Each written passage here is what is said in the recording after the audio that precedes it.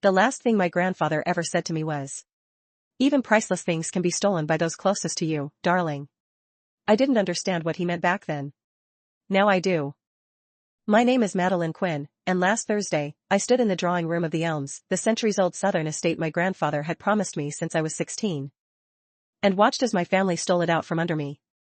The air smelled of lemon polish and dust, and sunlight streamed through the stained glass windows, casting warm reds and golds across the hardwood floor.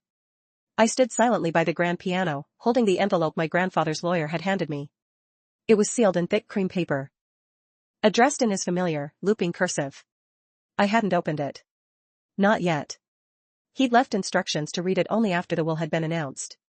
That will had just been read. And somehow, everything was already being taken away. "You have to understand," my mother Carla said, her voice syrupy and rehearsed, "the Elms needs too many repairs. The taxes alone, sweetheart. It would have crushed you." I blinked. But it was promised to me.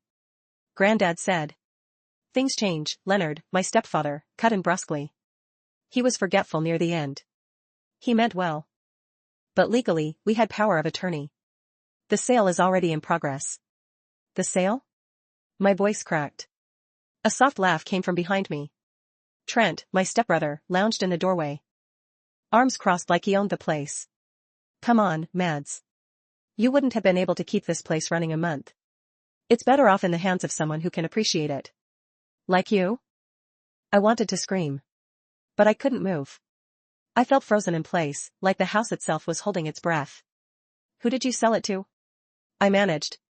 "A very generous buyer," Carla answered, brushing imaginary lint off her silk blouse. "He's in real estate. Says he'll preserve the estate's character, turn it into a boutique inn." My stomach turned. "You sold our family's history to a hotel chain?" She blinked at me with faux concern. "Don't be dramatic." I looked toward Ava, my stepsister. She stood beside the fireplace, arms tucked against her chest, eyes downcast. She wouldn't meet my gaze. "You can't do this," I whispered. "This house was supposed to be mine. It's in the will." Trent smirked. "Well, not exactly. See, Mom and Leonard had power of attorney before the update went through. And since they're listed as co-executors, the house went into conditional escrow weeks ago. Papers are signed." "But I haven't even opened your envelope yet?" Carla interrupted, eyeing it like a threat. "Maybe you should, sweetheart. It's time you understood how the world works." I wanted to throw it at her feet. Instead, I held it tighter. "You should go," I said, voice trembling. "All of you. Now." Carla tilted her head. "We're meeting the buyer tomorrow. You should be there. Make peace with it. Get out." They filed out slowly, like they had all the time in the world. Carla was the last to leave. She paused in the doorway and gave me that same tight smile she always wore when she thought she was winning. "You'll thank us someday, Madeline." The door clicked shut. Silence wrapped around me like a storm cloud. I sank into Granddad's old leather reading chair and stared at the envelope in my hand. It felt heavier than it should have. My fingers trembled as I broke the seal. Inside was a single sheet of paper and a small iron key. "My dearest Madeline. If you're reading this, they've done exactly what I feared. But don't worry. I've left you something they can't touch. Something that will help you fight back. Go to the wine cellar. The 7th brick from the left on the back wall, loosen it. You'll find what they never deserved. Love always. Granddad." I stood up. The air in the room felt different now. Charged. Alive. Like he was still here, watching. Guiding. He always told me the best revenge wasn't loud or angry. It was smart. Patient. Quiet. Looks like he left me the blueprint. The old stone steps down to the wine cellar creaked with age and dampness. I hadn't been down there in years. My grandfather used to store vintage bottles, old maps, and once, a full barrel of peaches he swore he'd ferment into brandy. It always smelled like time itself, cool, dry, and secretive. The flashlight on my phone barely cut through the shadows. Cobwebs brushed against my arms. My breath hung in the air. I counted the bricks just like he said, left to right, bottom row. The 7th brick was rougher than the others. I pressed it. Nothing. I pressed harder, feeling it shift under my fingertips with a faint click. The brick loosened and slid out just enough for me to reach behind it. My fingers brushed cold metal. I pulled out a tin box, old. Rusted on the edges, but still locked. The iron key from the envelope slid in with a soft snick. It opened. Inside, a folded letter, a small velvet pouch, and a bundle of documents tied with red twine. My name was written on the topmost page in my grandfather's careful hand. Maddie. If you're reading this, then I was right to be cautious. They're after the estate, and not for its memories. There are things in this house and beyond it that you deserve to know. But more than that, you deserve to keep what I meant for you. Take these to Jordan Ellis. Trust no one else. Tell him I remembered Paris 1989. He'll know what to do. Jordan Ellis. I hadn't seen him in over a decade.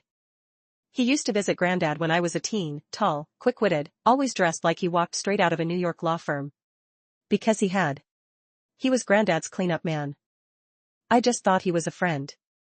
Guess I was wrong. I stared at the pouch. Inside was a storage unit key and a tag. Charleston Archives Vault #114B. Whatever he'd hidden, it wasn't just in this house.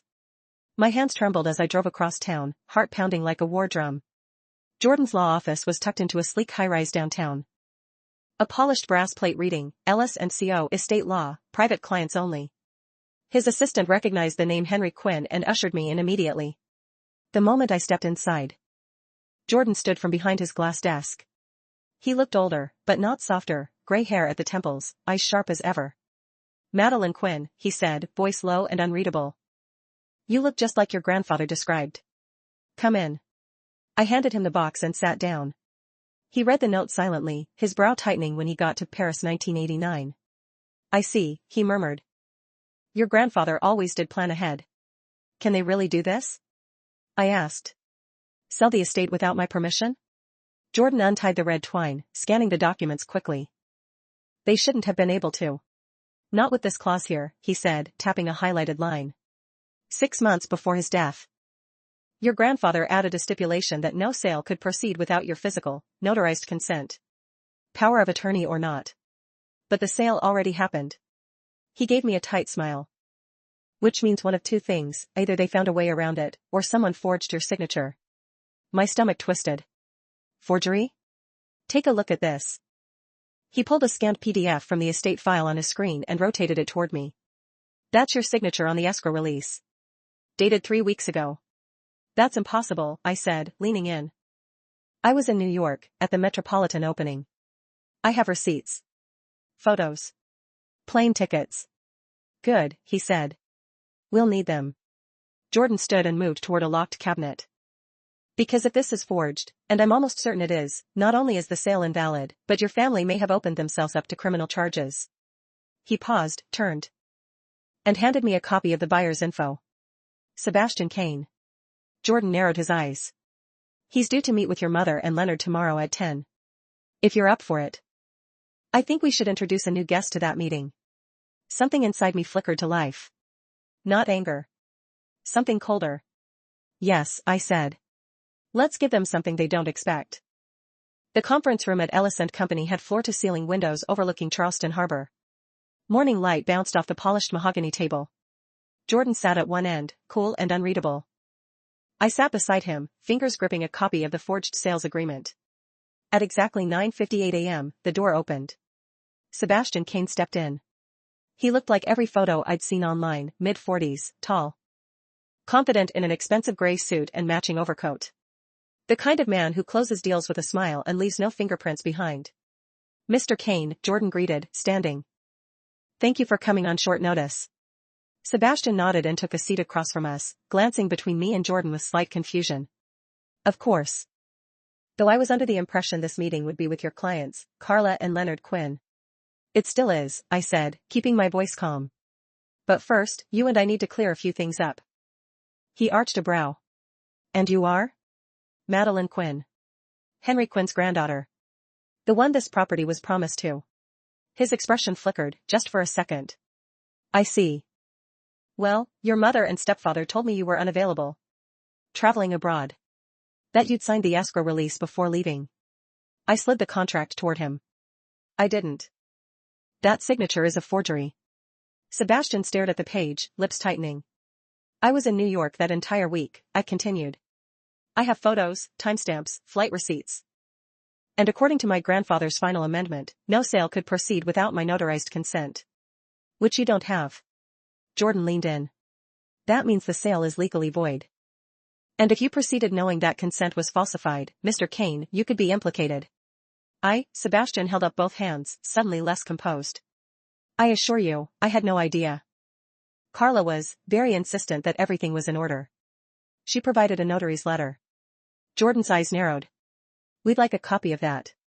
Sebastian hesitated, then reached for his briefcase. You should also see these. He pulled out a small folder and laid down printed emails across the table.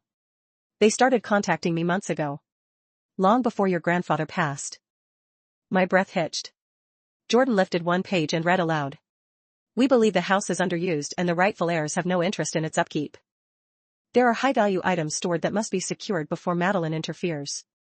I thought she meant antiques, Sebastian muttered. Furniture. Maybe silverware. I read another email's date, 1 week after my grandfather's funeral. Carla had written. We'll need the deal closed by next quarter. Madeline won't be a problem. She's emotionally attached and unstable. She won't have the funds to contest anything. My fists clenched. Unstable? She was gaslighting you before she even faced you, Jordan said, voice tight. Sebastian pointed to one final email. She also mentioned something else. Something odd. The cellar and second floor study must remain untouched until we remove specific items. Henry never registered them legally, and they can't be traced. Do you have any idea what she meant? He asked. I looked at Jordan, heart pounding. He answered carefully. Let's just say the estate may contain cultural property that was never declared. Property that should never be sold. Sebastian leaned back, eyes wide. I had no idea I was walking into this. I softened slightly. Maybe not. But you're here now. Will you help us? He looked at me for a long moment, then gave a small nod. Yes. I'll issue a withdrawal of intent to purchase, effective immediately. And if needed, I'll testify that they pushed for this. Even before the will was finalized. Jordan exhaled. That would be extremely helpful. My phone buzzed. A message from Ava. Mom is furious she met with a lawyer. Says you betrayed the family. Trent's bragging about already spending the advance money. I showed Jordan the message. He shook his head slowly. Interesting, he muttered, how they define betrayal. As we stood to leave, Sebastian spoke again. There's one more thing, he said, uneasily. Your mother mentioned valuables hidden in the house. Not just antiques. She said they had to get to them before you did. Jordan and I exchanged a look. She wouldn't say what, Sebastian continued. Only that your grandfather never catalogued the collection, and it needed to be relocated quickly. The key. The vault. The pouch. My grandfather hadn't just been worried about the house. He was protecting something far bigger. And my family wasn't done yet. The Charleston Archives facility sat on the edge of the historic district, its slate gray facade giving away nothing of what lay inside. Climate-controlled, heavily guarded, and designed for collectors and institutions with more secrets than storage, it looked like a bunker dressed up as a bank. Vault #114B was tucked away in the lowest level. The receptionist checked my ID, scanned the storage key, and ushered me into a sterile corridor of steel doors. You're authorized as of 6 months ago, she said, handing me a clipboard. Under the name Henry Quinn. He requested you be the sole inheritor of the contents. No duplicates, no backups. That's rare. She paused, then added, he must have trusted you deeply. I nodded, heart pounding, and slid the key into the lock. It clicked. The door creaked open, and I stepped inside. The air was crisp and dry. The lights flickered on automatically, revealing 4 heavy crates, each marked in my grandfather's familiar handwriting. Crate A, Private Collection, France 1943. Crate B, Vetting incomplete, do not display. Crate C, Estate Files/Legal Hold. Crate D, Personal Effects/Madeline. I swallowed hard. Jordan, who had insisted on coming along just in case, stepped forward and opened Crate A. Inside were wrapped canvases. He pulled one out gently, revealing a dark oil painting of a woman seated by a fireplace. The signature in the bottom corner was faint, but unmistakable. P. Bonnard. Jordan whistled softly. Pierre Bonnard? These aren't just valuable. They're historic. He opened another, a war-era landscape, delicate and grim, with slivers of moonlight over shattered ruins. Stamped on the back. Musée des Beaux-Arts de Lyon, recovered 1946. These are repatriated works, I said, breathless. Recovered from Nazi theft. He told me once, some art wasn't meant for walls, it was meant to survive. Jordan nodded slowly. And clearly, someone wanted to keep them off the record. I moved to crate B. Inside were more paintings, sketches, and a folder of photographs, many of them grainy. Black and white. My grandfather stood in several, flanked by military officers, holding up pieces of art with coded labels scrawled beneath. He was younger, stronger. There was fire in his eyes. You see this? Jordan pointed to a seal on the corner of one print. That's from the Monuments Men Unit. Your grandfather was part of the post-war team that tracked stolen art. My throat tightened. He never told me. Because these works weren't all returned, Jordan said. Some were too politically sensitive. Some went missing. We turned to crate C, legal documents, wills. Old letters from European estates thanking Henry for his discretion, and a list of suspicious invoices linked to Quinn and Quinn Antiques. I froze. That's my stepfather's business. Jordan scanned the documents. Looks like your grandfather suspected that Leonard was laundering stolen art through fake antique imports. He must have started digging, and realized what they were really after. That's why they want the house, I whispered. It's not the estate, it's the collection. They think it's still there. Or, Jordan said slowly, they know it is. We opened the last crate. Labeled, Madeline. Inside, wrapped in linen, was a notebook with a leather cover. The first page bore a message. My girl. If I couldn't keep the wolves away, I at least wanted to arm you with the truth. These pages are my record of what I found, who I trusted, and who I shouldn't have. If anything happens. This is your proof. But more than that, it's our legacy. And somewhere inside the elms, behind the old mahogany paneling, is everything they're so desperate to find. I ran my hand over the page. My throat aching. Jordan, I said, voice shaking, they don't just want to sell the house. They're planning to go back in. They're going to tear it apart if they have to. He nodded. Then we need to stop them before they do. I turned to him, breathless. We need to find the hidden room. Tonight. Jordan raised an eyebrow. Hidden room? My grandfather once told me. I said slowly, the memory snapping into focus, that the sunroom had a secret. It used to be a music hall, and that one of the walls wasn't real. Just veneer over a forgotten passage. Jordan's eyes gleamed. I think it's time, he said. We brought a flashlight and some gloves. The sun was setting behind the live oaks as I pulled into the driveway of the elms. The old house stood in golden light, calm and silent, as if unaware of the war being waged over its bones. But someone was waiting on the porch. Ava. She stood up slowly as I approached. Arms wrapped tightly around herself like armor. Her usual perfectly pressed look was rumpled, hair loose, eyes tired. I shouldn't be here, she said quickly. If Mom finds out I talked to you. She already hates me, I interrupted, unlocking the door. Might as well join the club. Ava hesitated, then followed me in. I led her to the drawing room where Granddad's leather chair still sat facing the garden window, untouched. She didn't sit. I need to tell you something, she said, voice trembling. It's about what they're planning. You need to hear this. I gestured for her to go on. I overheard them last night, she continued. Trent, Leonard, Mom, they're meeting with someone tomorrow. Someone who deals in rare assets. They said if they can't sell the house, they'll extract the value directly. Meaning the paintings, I said flatly. The hidden ones. Ava nodded. But that's not all. She pulled out her phone and opened a voice memo. I didn't mean to record it. I just left my phone on the counter while they were talking. She hit play. Carla's voice came through, low and clipped. We get the artwork out by Friday. Sell it quietly through Kane's contacts. Then we dissolve the business before the audit lands. If Madeline makes noise, we pin the sale on Ava. She's the one who signed the vault access form. The recording stopped. I blinked. They were going to throw you under the bus. Ava's face crumpled. I didn't know I signed anything. They said it was just routine paperwork. Of course they did. That's what they always did, made everyone complicit so no one could speak up without dragging themselves down too. There's more, she added. They're meeting tonight. 9 o'clock. At the Bell House Club, you know, the private one off King Street. They said something about finalizing the buyer's deal and clearing the house before Monday. I stared at her. And you're just now telling me this? I wasn't going to, she admitted. I was scared. I am scared. But last night I found something. In Mom's office. She dug into her bag and handed me a manila folder. Inside were documents, discrepancies in the will, and signed inventory lists, and a photocopy of a ledger marked with red ink. Q&Q Imports, Restorations. Line item, Bonar, copy, Zurich. Original held at the Elms, sunroom panel. My stomach dropped. They hadn't just known about the art.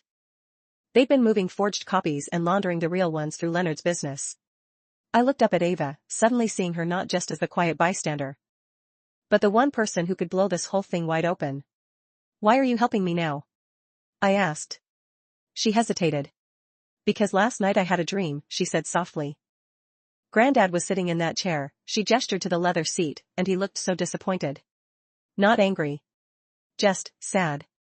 She glanced down. And because you're the only one who ever listened to him. Really listened. I reached into my pocket and handed her a copy of the Bonar catalog I'd found in the vault. He wanted us to protect it all. Not just the paintings. The truth. Ava's eyes filled with tears. Then let's do it. I grabbed my phone and texted Jordan. Change of plans. 9 p.m. at the Bell House. Bring recording gear.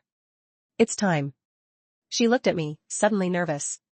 Do you really think they'll talk openly at a public club? I gave a half smile. They always do when they think no one's watching. The Bell House Club wasn't just private, it was impenetrable to outsiders. Wood-paneled walls, thick carpets, velvet drapes, and low lighting gave it the air of an exclusive secret society. Everyone here had something to hide. That night, so did we. Jordan and I booked room 407, the one directly connected by a shared air vent to room 409, where my family would be meeting. Jordan brought a portable recorder, a parabolic mic, and enough legal forms to bury someone alive. At 8:57 p.m., footsteps echoed down the hallway. Through the vent slats, I saw them file in. Carla in a burgundy wrap dress, her every step controlled like a queen arriving at court. Leonard, looking jumpy in his blazer. Trent, smug as ever, dragging a briefcase behind him like it held something nuclear. A fourth man entered behind them, a stranger. Bald, sharp-suited, with a Rolex and a voice like gravel. He shook Leonard's hand without smiling. That's their fence, Jordan whispered. Black market broker. I've seen him before in federal filings. My stomach tightened. The conversation started mundane, wine lists, small talk, fake pleasantries. But soon, the truth began bleeding out. The appraisal from Zurich confirmed at least 3 originals. Carla said crisply. 2 Bonars and 1 Degas. We move them out by Friday, and the rest will follow when the house is cleared. You're sure no one else knows where they are? The broker asked. Positive, Leonard replied. The girl doesn't even know the panel exists. The girl. Me. And the sale? The man continued. We're risking a lot if this isn't airtight. The buyer withdrew. Carla said bitterly. Madeline found a lawyer, some vulture her father used to play chess with. I saw Jordan smirk.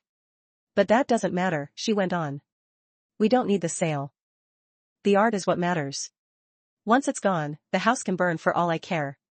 I stared at the vent, numb. The ledger's been scrubbed, Trent added casually. I ran a full overwrite last night. There's no paper trail. Once we launder the pieces through Leonard's side accounts, we disappear clean. And if Madeline comes forward? The broker asked. She won't, Carla said sharply. She's too sentimental. She's emotional, not tactical. If she pushes, we throw Ava under the bus. She signed the vault access. She goes down. Jordan pressed pause on the recorder and turned to me. We have enough, he whispered. We take this to the authorities right now. A knock on room 409's door interrupted him. Ava. She stepped into the room like a ghost, head held high. We need to talk. She said. All of us. From our side, Jordan and I couldn't hear clearly what she said next, her voice dropped too low, but we could see it, Carla's face going pale. Leonard reaching into his coat pocket. Trent slamming his fist on the table. You went to her? Carla snapped. After everything we did for you? What you did to me, Ava corrected, voice shaking. You used me. All of you. This doesn't concern you, Leonard warned. You're not strong enough to survive this world. Maybe, Ava said quietly. But Madeline is. That was our cue. I pushed the adjoining door open. And the room spun toward us like a dropped chandelier. Carla's mouth fell open. Leonard stood halfway up. Evening, Jordan said, holding up the recorder. I think we've got more than enough now. Thanks. The broker stood immediately. I was never here. Too late for that, I said.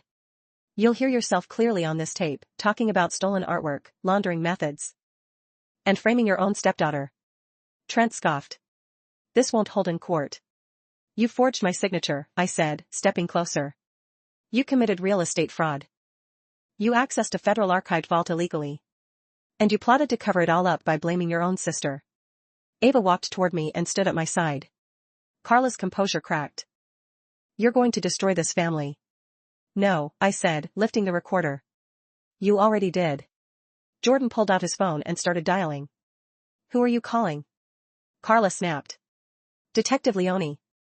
He said calmly. White Collar Crimes Division. You're making a huge mistake, Leonard growled. Maybe, Jordan replied. But it's your mistake, not ours. Carla lunged toward him. Hand outstretched, probably aiming for the recorder, but Ava stepped in between them. Don't, she said. Silence fell. For the first time in my life, I saw fear in Carla Quinn's eyes. And it was beautiful. Unleashed. 750 words. The sirens cut through the velvet hush of the bell house like a razor. Red and blue lights flashed against the mahogany walls as the elevator dinged open. 2 uniformed officers and 1 plainclothes detective stepped into the hallway, followed by a tall woman in a black coat, badge clipped to her hip. Detective Leone. Carla backed against the far wall. Her arms folded tight across her chest. This is outrageous, she hissed. We're in the middle of a private meeting. Correction, Leone said, her tone like ice slicing glass. You were in the middle of discussing art laundering, real estate fraud, and interstate wire transfer violations. And thanks to these recordings, she nodded at Jordan, we have everything we need. Leonard stood slowly, his expression blank. We want our lawyer. You'll have one, Leone said. After we finish processing evidence. Trent tried to slide toward the door, briefcase in hand. But an officer intercepted him and yanked it away. He resisted, until the clasp burst open and paintings spilled out onto the carpet. 2 of them. Wrapped in cloth. Labeled with museum tags in faded French. You idiot. Carla hissed, her mask finally cracking. Trent's face turned chalk white. I didn't know what was in there, I thought it was just samples. Save it, I snapped. You knew exactly what you were carrying. Leone knelt and examined the tags. These match a missing report filed in Paris in 1952, she said. And the signatures? We'll verify them through Interpol's art crimes database. She turned toward me. Ms. Quinn. Did you say earlier that the rest of the suspected stolen works are still inside your grandfather's home? I nodded. Hidden behind a false wall in the sunroom. My grandfather left instructions. He knew they'd come for it eventually. Jordan added, and we have corroborating evidence from storage vaults and witness statements. Leone stood and turned to her officers. Secure the art. We're going to the Elms next. And make sure these 3, she gestured to Carla, Leonard, and Trent, don't talk their way out of the cuffs. The officer stepped forward. Carla flinched as the cuffs clicked over her wrists. You ungrateful little witch, she spat at me. Do you have any idea what you've done? Yes, I said evenly. I stopped a group of criminals from destroying my grandfather's legacy. And from framing the only sibling I have left. Ava's hand slipped into mine. Carla laughed bitterly. You think this will fix anything? You think he'd be proud of this chaos? Jordan stepped in before I could answer. He'd be proud of her for choosing truth. And for not becoming you. They were led out of the room one by one. Trent tried to shout something about being just the delivery guy, while Leonard said nothing, face slack, eyes unfocused. But Carla kept her head high until the elevator doors closed. She went down fighting. An hour later, we stood in the Elms, in the sunroom. Detective Leone's team had removed the antique armoires and carefully unscrewed the wooden paneling along the far wall. What lay behind took my breath away. 13 paintings. Wrapped in canvas. Carefully labeled, stacked in perfect symmetry. And behind them, a steel box bolted to the brick. Jordan turned to me. Do you have the key? I reached into my coat pocket and pulled it out. The same key Granddad had tucked into that envelope. It clicked open. Inside was a leather-bound journal, a USB stick, and one yellowed envelope addressed in trembling ink, to Madeline. When the time is right. I opened the letter with both hands shaking. My girl. If you're reading this, then the house has finally told its story. You did what I couldn't. You brought the truth into the light, even when it hurt. And maybe now, this place can heal. The art belongs to history, not to men like Leonard, who see beauty as currency. Let them face what they've done. Let the truth rebuild what greed tried to erase. I love you. Always have. Always will. Granddad. I didn't realize I was crying until Jordan handed me a handkerchief. It's over, I whispered. No, Ava said beside me. It's starting over. Detective Leonie nodded toward her team. We'll document everything. Interpol will take custody of the paintings. But the estate, the house, it's yours now, Madeline.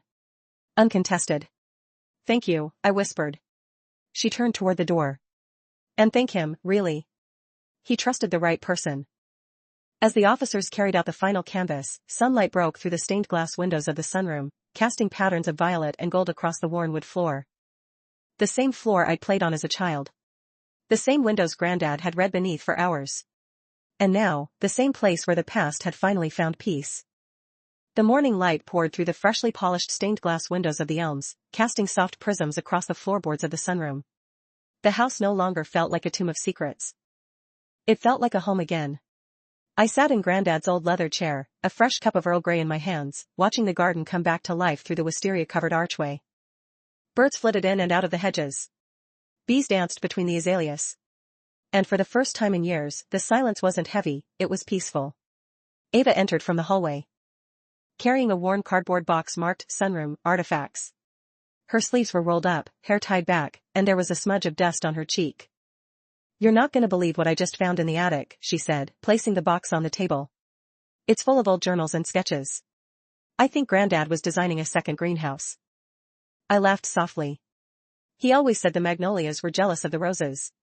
We both smiled.